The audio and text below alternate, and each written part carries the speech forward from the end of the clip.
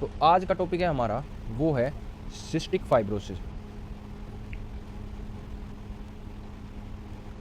और other names क्या क्या है इसके भाई? इसका दूसरा नाम है एंडोक्राइनोपैथी, क्योंकि बहुत ज़्यादा एंडोक्राइन ग्लैंड्स इन्वॉल्व होते हैं इसमें, तो आप एंडोक्राइनोपैथी बोल देते हैं इसको ना। ये क्या है कि ये है autosomal recessive disease. Autosomal recessive, इसमें क्या होता है, किस जीन का डिफेक्ट होता है? इसमें CF सिस्टिक फाइब्रोसिस ट्रांसपोर्टर का अपना जीन जो होता है उसमें डिफेक्ट आता है। वो किस पे होता है? ये प्रेजेंट होता है, इस पे डिफेक्ट आता है। ये जीन प्रेजेंट किस पे होता है? क्रोमोसोम 7 पे, ठीक है। और इस जीन में किस पार्ट का डिलीशन होता है? इस जीन का इन्वॉल्वमेंट होता है। इस जीन में किसका डिफेक्ट है? जो डिफेक्ट है फिनाइल 508 डिलीट हो जाता है, इसका डिलीट हो जाएगा इस जीन में, इस सीक्वेंस का, ठीक है। अब इसमें इसकी वजह से क्या होगा? इसकी पैथोजेनेसिस क्या भाई? पैथोजेनेसिस है इसकी मिस फोल्ड प्रोटीन हो जाता है। जो नॉर्मल प्रोटीन का फोल्ड है वो चेंज हो जाता है, जिस मतलब जो मान ले हमारा जो टर्सरी फोल्ड होता है वो किस शेप में प्रेजेंट है उससे चेंज हो जाता है उसका प्रोटीन का फोल्ड। और इसके प्रोटीन के फोल्ड में डिफेक्ट होने की वजह से क्या बनते हैं? हमारे चैनल्स होते हैं कैल्शियम वाले। तो ये हो गया हमारे देख चैनल वाले कैल्शियम चैनल्स है ना। तो ये है हमारे ATP से चलने वाले ATP gated calcium chloride channel है ना। तो इनमें डिफेक्ट आ जाएगा। तो ये मिस फोल्ड होया इनके प्रोटीन्स में। किसके प्रोटीन में? इसके प्रोटीन में, अपने इस वाले में ATP गेटेड क्लोराइड चैनल में डिफेक्ट आ गया इनके अंदर, ठीक है। इनके अंदर आ जाए तो ये है क्या होंगे फिर यहाँ पे? ये डिफेक्टिव हैं ये चैनल्स। तो इनसे क्या जाता था? क्रॉस करता था इनसे भाई, क्लोरीन क्रॉस करता था है ना। क्लोरीन जो होता था वो क्या करता था? यहाँ से क्रॉस करता था, यहाँ से क्रॉस करता था। अब उसमें ये काम नहीं होंगे तो क्या होगा? ये अब दो जगह प्रेजेंट होते हैं। एक तो अपना भाई स्वेट ग्लैंड में, स्वेट ग्लैंड्स में दो जगह देखें यहाँ पे इनका काम। एक तो स्वेट ग्लैंड में, दूसरा अपना लंग्स में और GIT में। तो ये जैसे ये हमारा स्वेट ग्लैंड है ना। तो यहाँ से अपना सिक्रीशन होया इसमें है ना। तो इससे सिक्रीशन होकर ये सिक्रीशन बाहर निकलता है। यहाँ पे अपना ये चैनल होता है, कौन सा? अपना क्लोराइड वाला चैनल। ये अपना है क्लोराइड वाला चैनल, ATP गेटेड, ठीक है। अब ये डिफेक्टेड है इसमें। क्या ये है इसमें डिफेक्टेड अपना, ये अपना चैनल डिफेक्टेड है। अब इसके डिफेक्टेड होने की वजह से ये क्या करता था? इसका काम क्या था? यहाँ से क्लोराइड को रीएब्जॉर्ब कराना सिक्रीशन से, ठीक है। अब ये क्लोराइड को, ये डिफेक्टिव है तो इसकी वजह से भाई क्या होगा? क्लोराइड ज़्यादा होगा। जो अपना क्या था? अपना बाहर निकला इससे क्या? ये अपना आ गया स्वेट। तो स्वेट में क्लोराइड बहुत ज़्यादा होगा, क्योंकि किसकी वजह से? रीएब्जॉर्प्शन नहीं हो पाएगा, नहीं हो पाएगा किसका? क्लोराइड का, जिसकी वजह से इसमें ज़्यादा होगा, इसमें ज़्यादा होगा, एक्सेस होगा अपने स्वेट में। तो इसकी वजह से आप क्या बोलते हैं इनको, जो ये बच्चे होते हैं ये भाई साल्ट, इसलिए थोड़ा सा साल्टी सा वो होता है स्वेट्स में। तो इसलिए ये जो होता है वो फॉरेस्ट बाहर एक क्या होगा, जैसे थोड़ा सा साल्ट जम जाता है तो फॉरेस्टिंग स्किन हो जाती है ऐसे वाइट वाइट वाइट पर, इसलिए इनको बोलते हैं आप साल्ट बेबी सिंड्रोम, ठीक है। ये तो हमारा स्वेट ग्लैंड का होगा। अब होगा लंग्स में, देख लेते हैं भाई आपा। लंग्स में ये हमारा होगा भाई लंग, ठीक है। ये हो गया इसमें चैनल, ठीक है। तो लंग में अपने सिलिएटेड एपिथेलियम होते हैं, सूडो स्ट्रेटिफाइड सिलिएटेड, फिर नीचे कोलम फिर कोबाइडल हो जाते हैं, मतलब ऐसे तो सिलिएटेड होते हैं। अब इनमें से क्या होता है? क्लोराइड का यहाँ से क्या होता है? क्लोराइड इनके अंदर आता है यहाँ, ठीक है, मतलब ल्यूमन की तरफ आता है जो अपना क्लोराइड है। अब क्लोराइड यहाँ पर ये क्या है? डिफेक्टिव है, ये डिफेक्टिव है। तो डिफेक्टिव है तो क्लोराइड नहीं आ पाओगा यहाँ पे, क्लोराइड कम हो जाएगा। क्लोराइड कम होगा तो इसकी वजह से फिर क्या होगा? यहाँ पे क्लोराइड ज़्यादा होगा इस तरफ, अंदर की तरफ। यहाँ क्लोराइड ज़्यादा है तो ज़्यादा सोडियम भी एब्जॉर्ब होगा, सोडियम ज़्यादा एब्जॉर्ब होगा तो सोडियम अपने साथ साथ क्या लेकर जाएगा? वाटर भी लेकर होगा, तो ल्यूमन के अंदर क्या हो जाएगा, यहाँ पे डिक्रीज हो जाएगा वाटर, यहाँ डिक्रीज हो जाएगा वाटर, तो क्या होगा यहाँ पे जो म्यूकस वगैरह होते हैं अपने वो क्या हो जाएंगे, थिक हो जाएंगे, थिक क्या हो जाएंगे, म्यूकस हो जाएंगे। इसकी वजह से सीलिया जो होंगे अपने, इसके सीलिया नोट वर्क, इसकी वजह से काम नहीं कर पाएंगे, क्योंकि ये वो थे अपने, ये सीलिया थे, इन पे मान लो यहाँ पे म्यूकस इकट्ठा हो गया, यहाँ पे म्यूकस इकट्ठा होगा, तो ये सीलिया काम करके कर ही नहीं पाओगे ना। तो इसकी वजह से क्या होगा कि भाई आगे पढ़ेंगे आप कि भाई क्या क्या लंग्स में दिक्कत हो सके, मैनिफेस्टेशन क्या क्या हो सकती हैं। तो एक तो लंग में ये होगा। अब दूसरा जीआईटी में भी ऐसे होगा, वाटर का रीअब्जॉर्प्शन नहीं हो रखा, तो सॉरी मतलब अंदर वाटर कम जाएगा, तो उसका भी आप देखते हैं। अब इसकी मैनिफेस्टेशन देख लेते हैं कि कब।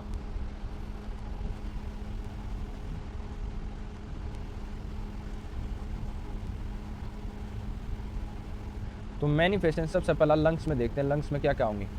तो भाई लंग्स में क्या होगा कि म्यूकस बाहर नहीं आ पा रहा है, अंदर ज़्यादा रहेगा लंग्स के अंदर, तो इन्फेक्शन होने के चांस ज़्यादा हो जाते हैं। तो इनमें रिकरेंट निमोनिया देखने को मिलेगा।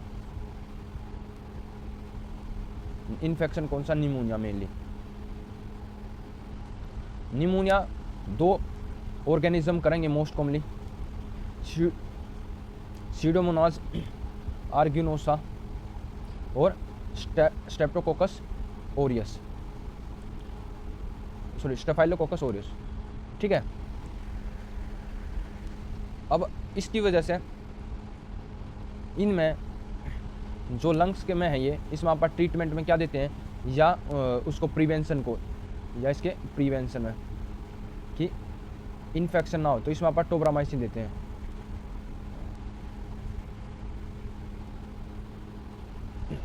ठीक है, एक तो भाई इन्फेक्शन उसका है, दूसरा क्या उसका है, रिकरेंट अपर ट्रैक्ट इन्फेक्शन हो जाएंगे, अपर रेस्पिरेटरी ट्रैक्ट इन्फेक्शन। ये तो लंग्स के अंदर का था, लोअर ट्रैक्ट का इन्फेक्शन था निमोनिया, और अब recurrent upper respiratory tract infection जैसे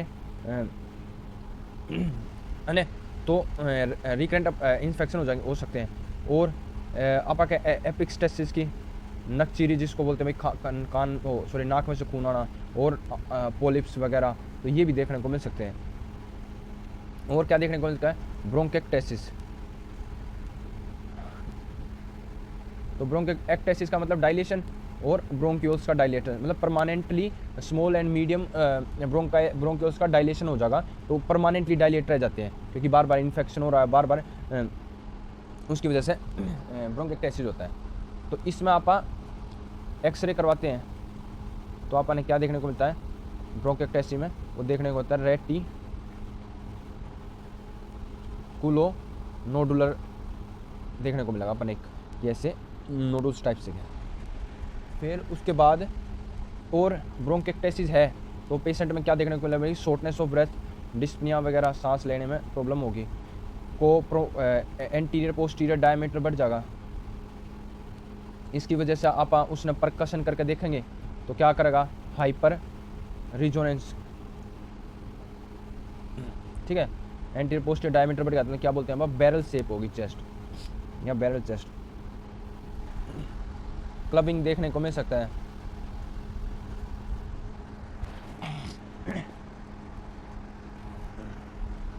ये तो हो गया हमारी लंग्स की मैनिफेस्टेशंस। अगला है स्वेट ग्लैंड की। स्वेट ग्लैंड हम पहले पढ़ चुके भाई। अगला क्या है, सेकंड है स्वेट ग्लैंड्स में क्या होगा। तो वही स्वेट ग्लैंड में मतलब क्या होगा कि ज़्यादा क्लोराइड जो होगा वो स्वेट्स में लूज हो जाएगा, स्वेट में ज़्यादा लूज होगा, क्लोराइड ज़्यादा लूज हो गया, तो उसकी वजह से क्या होगा भाई, ज़्यादा लूज हो गया तो सोडियम भी कम हो जाएगा, क्लोराइड कम होगा बॉडी में, सोडियम भी कम होगा, उसके साथ साथ सोडियम कम होगा तो H2O भी कम होगा, और ये सोडियम को हो जाएगा तो वो किसको स्टिमुलेट करेगा, रास को स्टिमुलेट करेगा, रास को stimulate renin angiotensin aldosterone system को। तो इसकी वजह से फिर क्या होगा, वही अपने फिर कलेक्टिंग और डिजिटल उस पर काम करेगा, और एल्डोस्टेरोन और क्या करा होगा, अपना क्लोरीन का बाहर निकलवाओगा, जैसे सोडियम एपिथेलियम पर वर्क करवाओगा, एक्ट करेगा ये ना अपना एल्डोस्टेरोन, इसके एक्टिवेशन होने की वजह से। तो ये हमारा क्या है, ल्यूमन है। तो ये अपना मान लेते हैं क्या है, ये सोडियम एपिथेलियम चैनल है। तो इसकी वजह से क्या होगा भाई, ज़्यादा पोटाशियम एंड हाइड्रोजन तो बाहर ल्यूमन से रिलीज हो जाएंगे और अंदर क्या ज़्यादा सोडियम एंड H2O रीएब्जॉर्ब होगा, जिसकी वजह से क्या होगा कम क्या होगा मतलब पोटाशियम कम हो जाएगा तो हाइपोकैलीमिया, और H भी कम हो जाएगा तो इसकी वजह से मेटाबॉलिक क्या हो जाएगा पाएगा अल्कलोसिस। तो ये आपने देखने को मिलेगा स्वेटलैंड में।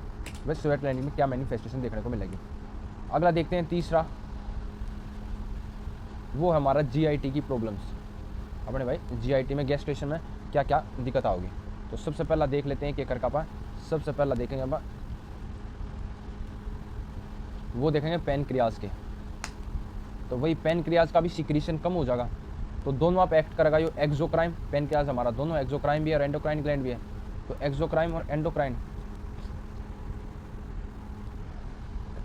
तो एक्सोक्राइन में क्या होगा सिक्रीशन कम होगा, बर्थ होगा एट बर्थ के दौरान क्या होगा मिकोनियम इलियस, मतलब पहली बार जो होगा वो स्टूल वो पास नहीं होगा, मिकोनियम इलियस होगा। क्या होगा किसकी वजह से, क्योंकि भाई पेनक्रियाज के एंजाइम नहीं है तो वो डाइजेशन वगैरह नहीं हो पाएगा और उसकी वजह से क्या होगा स्टूल बहुत हार्ड हो जाएगा और उसकी वजह से क्या होगा फिर मिकोनियम इलियस हो जाएगा। मिकोनियम इलियस क्या होगा कि मैं जब तक आपका स्टूल पास ना हुए मोर देन वैसे नॉर्मली कितना हो जाता है, नॉर्मली अगर पास हो गया 48 आवर से पहला तो ठीक है, अगर इससे ज़्यादा हो जाता है तो क्या बोलते हैं मिकोनियम इलियस, ठीक है, नॉर्मल इतना है। अब लेट क्या होगा, पहले बार तो बर्थ पे तो क्या होगा मिकोनियम इलियस, बाद में जब हमारे वो नहीं है एंजाइम नहीं है पेनक्रियाटिक एंजाइम तो हमारा में क्या होगा कार्बोहाइड्रेट ज़्यादा होगा, कार्बोहाइड्रेट ज़्यादा होगा ल्यूमन में, GIT के ल्यूमन में, ठीक है ल्यूमन में। तो वो क्या करेगा ओस्मेटिकली एक्टिव होते हैं भाई ये, तो ओस्मेटिक की वजह से क्या होगा ल्यूमन के अंदर क्या हो जाएगा ओस्मोसिस, मतलब ज़्यादा पानी अंदर आ जाएगा, मतलब उसमें क्योंकि ओस्मेटिक एक्टिव है कार्बोहाइड्रेट, तो इसकी वजह से ओस्मेटिक डायरिया हो जाएगा कि ज़्यादा ल्यूमन से पानी खींच लेंगे ज़्यादा ओस्मेटिक प्रेशर होने की वजह से, जिसकी वजह से फिर क्या होगा ओस्मेटिक डायरिया, दस्त लगे रहेंगे बच्चे के, और उसकी वजह से फिर भाई उसकी हाइट वेट वगैरह नहीं बढ़ेगी, तो क्या देखने को मिलेगा फेलियर ऑफ थ्री। ठीक है, तो ये तो होगा हमारा एक्सोक्राइन का। एंडोक्राइन का क्या होगा मेनली कि अपना इसमें क्या देखने को मिल सकता है डायबिटीज मेलाइटिस, कि इंसुलिन का सिक्रेशन बंद हो जाए। अगला क्या आएगा दूसरा हमारा लीवर। तो लीवर का भी क्या होगा जो हमारा क्या देखने को मिलेगा इसमें सेकेंडरी बिलियरी सिरोसिस, मतलब अपना जो बाइल निकलता है, जैसे ये हमारा लीवर हो गया, ये हमारा लीवर भाई,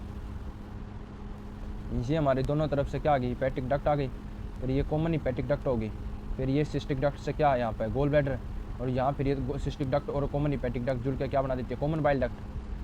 ये हेपेटिक डक्ट, ये कॉमन हेपेटिक डक्ट और ये सिस्टिक डक्ट,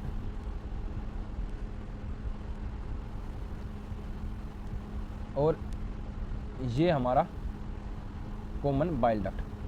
अब ये हैं डक्ट के में क्या आता है अपना बाइल आता है, तो वही बाइल क्या होगा बहुत ज़्यादा वो हो जाता है, मतलब ज़्यादा कंसनट्रेटेड क्या मतलब ज़्यादा थिक हो जाता है, ज़्यादा थिक हो गया तो यहाँ पर स्टेटिस हो जाएगा, मान लो यहाँ पर रुक गया, तो यहाँ पर रुक गया तो बैक प्रेशर बढ़ जाएगा, तो बैक प्रेशर बढ़ेगा किस पे लीवर वगैरह पे, तो उसकी वजह से इसमें सिरोसिस देखने को मिल सकती है, तो इसको बोलेंगे सेकेंडरी बिलियरी सिरोसिस, है ना।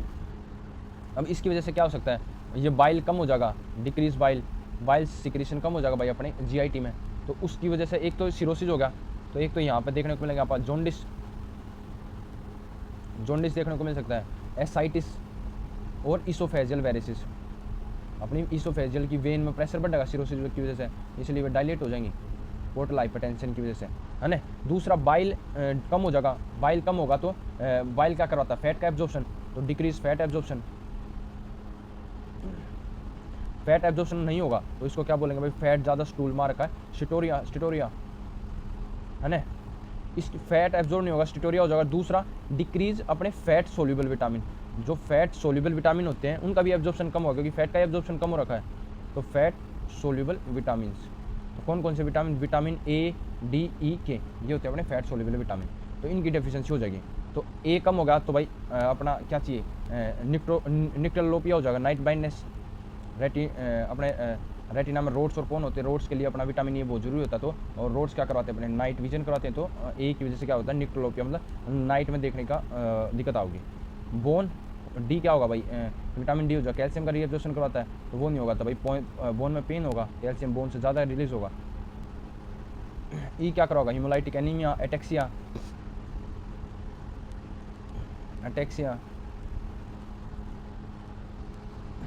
और विटामिन के किसके लिए जरूर होता है, अपने कोगुलेशन फैक्टर के एक्टिवेशन के लिए। और कोगुलेशन फैक्टर नहीं एक्टिवेट हो गया तो विटामिन के की डेफिशिएंसी से क्या हो सकता है, ब्लीडिंग वगैरह भी देखने को मिल सकती है।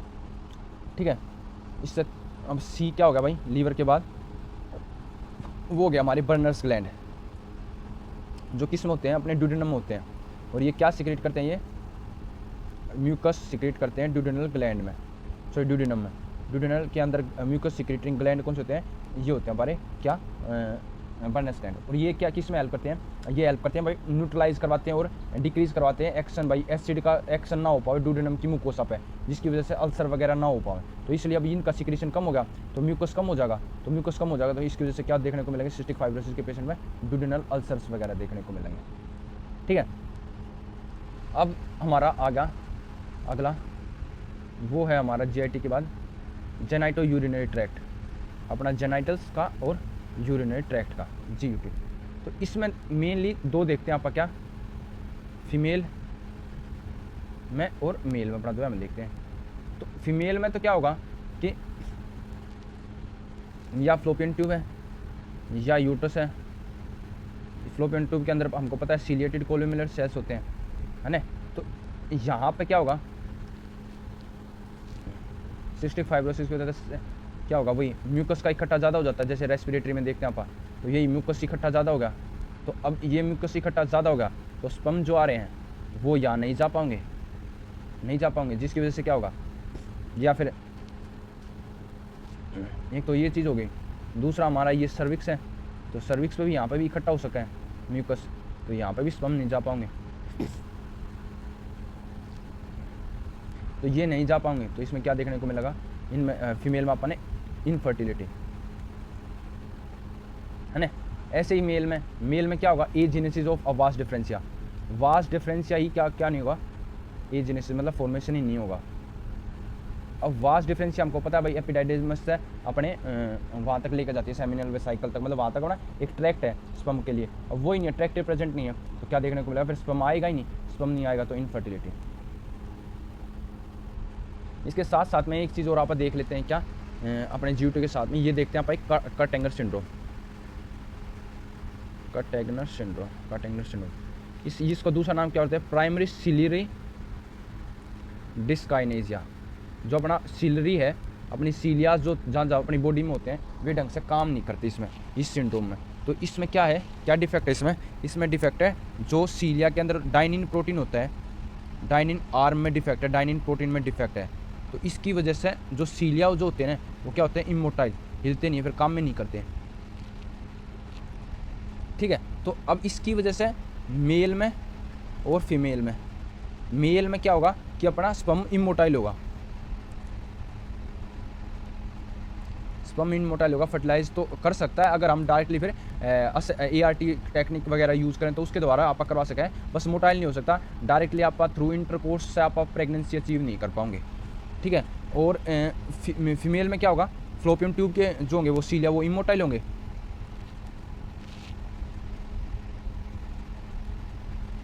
मगर फ्लोपियम ट्यूब के साथ साथ क्या होगा, फ्लोपियम ट्यूब के जो ओवा वो मूव कैसे करता है फ्लोपियम ट्यूब के अंदर, एक तो हमारा सीलिया के द्वारा और दूसरा जो पेरिस्टाल्सिस मूवमेंट होती है फ्लोपियम ट्यूब के अंदर उसके द्वारा। अब इसमें नॉर्मल होती है क्या, अपनी पेरिस्टाल्सिस जो मूवमेंट होती है, पेरिस्टाल्सिस मूवमेंट जो होती है वो नॉर्मल होती है,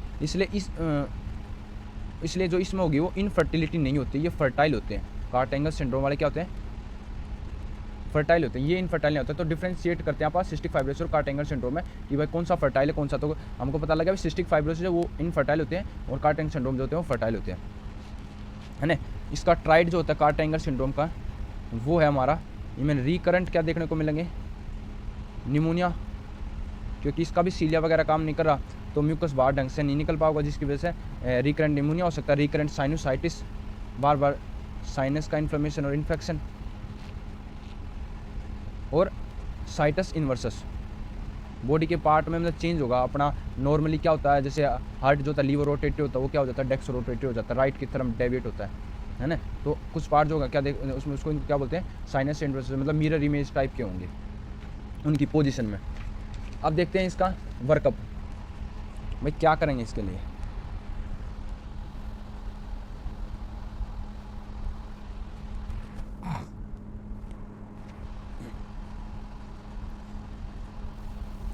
तो सबसे पहला टेस्ट है वो है स्वेट क्लोराइड टेस्ट,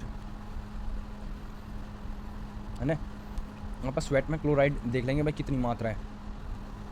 अगर क्लोराइड की मात्रा 60 मिली इक्विवेलेंट पर लीटर से ज़्यादा रखी है, और वो भी कितने बार 2 टाइम, 2 बार टेस्ट करा हमने, दोनों बार इससे ज़्यादा है, तो इसका मतलब ये टेस्ट पॉजिटिव है कि चांस है इसमें क्या है सिस्टिक फाइब्रोसिस के हैं। दूसरा वर्कअप में टेस्ट कौन सा है, transepithelial nasal potential test कर लेंगे।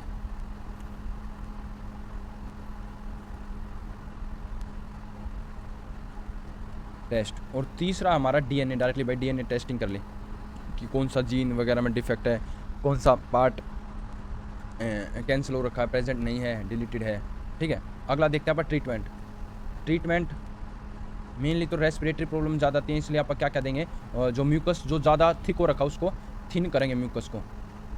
तो थिन के लिए क्या देते हैं, जहाँ पे म्यूकस थिक है, तो एक तो डीएनएज, डोरनेज,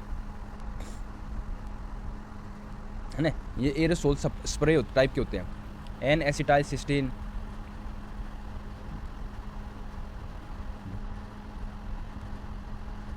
ठीक है। नेबुलाइज करेंगे किसके ला, हाइपरटोनिक सलाइन गिला, है ना। तो ये सारे म्यूकस को पतला कर देंगे अपने रेस्पिरेटरी में, ठीक है। ये सारे के सारे थिन करते हैं। और क्या यूज़ कर सकते हैं आप, चेस्ट का परकशन वगैरह कर सकते हैं भाई, तो उससे क्या होगा, डिसलोकेट वो क्या डिसलोक्ड हो जाएगा, जो म्यूकस है जो चिपका हुआ थोड़ा वो उतर जाएगा, और फिर उसको आप क्या कर सकते हैं, सिक्रेशन थोड़ा मोबाइल होगा तो आप स्पूटम के थ्रू उसको निकाल सकते हैं, जैसे चेस्ट परकशन होगा या ओसिलोमेट्रिक डिवाइस कोई, मतलब वही वाइब्रेशन टाइप का डिवाइस जो म्यूकस में थोड़ा हटा दे। और क्या यूज़ कर सकते हैं आप, आइबुप्रोफेन क्या होता है भाई, आइबुप्रोफेन जो होता है स्लो कर देता प्रोग्रेशन ऑफ डिजीज़। तो ये हो गए लगभग हमारा सारा सिस्टिक फाइब्रोसिस। एक ड्रग और देख लेते हैं आखिरी, वो है लूमाकैफ्टोर। ये क्या करता है, ये करेक्ट करता है जो मिस फोल्डिंग की वजह से हो रखा हुआ हमारा जो मिस फोल्ड प्रोटीन है उसको करेक्ट करता है लूमाकैफ्टोर।